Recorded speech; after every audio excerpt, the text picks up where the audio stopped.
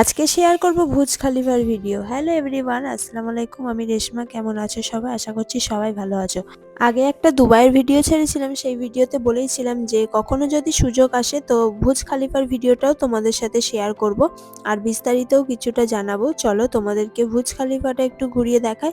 কারা কারা দুবাইয়ে আছো এখনো পর্যন্ত বুর্জ খলিফা দুবাই দেখোনি মানেই সেটাও স্বপ্নের কমেন্ট শহর, আর সেকশনে এসে সেই জানিয়ে স্বপ্নের যেও, আর কারা কারা কেন্দ্রবিন্দুতেই কিন্তু দেখেছো দাঁড়িয়ে সেটাও আছে বুর্জ জানিও। তো খলিফা, চলো ভিডিওটা পৃথিবীর পুরোটা সব দেখো থেকে স্কিপ উঁচু না করে। বিল্ডিং। বুর্জ খলিফার উচ্চতা 828 মিটার, মোট 163 তলা, যা বিশ্বের যে কোনো বিল্ডিংয়ের তুলনায় অনেক বেশি। দিনের আলোয় এটি রূপালি সোনালী আলোয় ঝকঝক করে, আর রাতের আঁধারে আলোর খেলা এটাকে আরও রাজকীয় করে তোলে।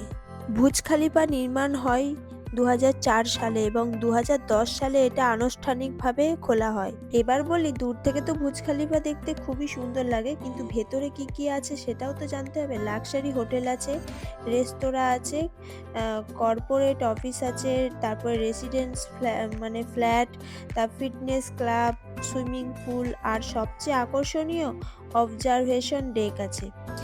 মানে 124, 125 আর 148 তলাতে আছে এগুলো।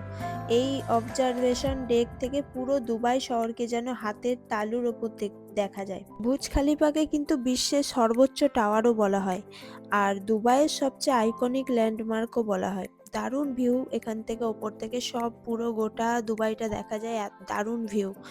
আর পর্যটকদের তো স্বপ্নের লোকেশন বলেই চলে। আচ্ছা, ভ্রমণ টিপসও কিছু দিয়ে দিই। ভিড় কম চাইলে সকাল সকাল যেতে হবে। সূর্যাস্ত গেলে ভিউ অসাধারণ, মানে সূর্যাস্তের সময় কিন্তু ভিউ খুব সুন্দর। আগেই অনলাইনে টিকিট বুক করতে পারেন। 124 থেকে 125 তলা জায়গা ভিডিও শ্যুটের জন্য বেস্ট। সন্ধ্যের পর থেকে কিন্তু আসল মজা শুরু হয়ে যায়, কারণ বুর্জ খলিফার সামনেটা দেখতে জাস্ট ওয়াও লাগে, কারণ এত লাইটিং, এত সুন্দর দেখতে লাগে চারিধারটা।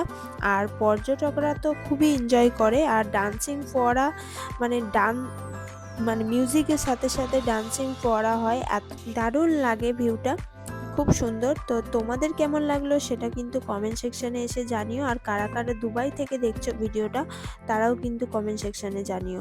আজকের মতো ভিডিওটা আমার এতটুকুই। আর মানে আমার কাছে এরই মধ্যে কিন্তু কালকে যে ভিডিওটা আমি দিয়েছিলাম তার মধ্যে যারা বলেছিলাম যে তোমাদেরও গল্প বা কিছু মানে কাহিনী, সত্য কাহিনী যদি থাকে তো আমাকে শেয়ার করতে পারো। এরই মধ্যে কিন্তু দুজনে আমাকে একটা দুটো গল্প শেয়ার করেছে, তো চেষ্টা করব নেক্সট টাইম আমি সেই গল্পই তোমাদেরকে শেয়ার করবার।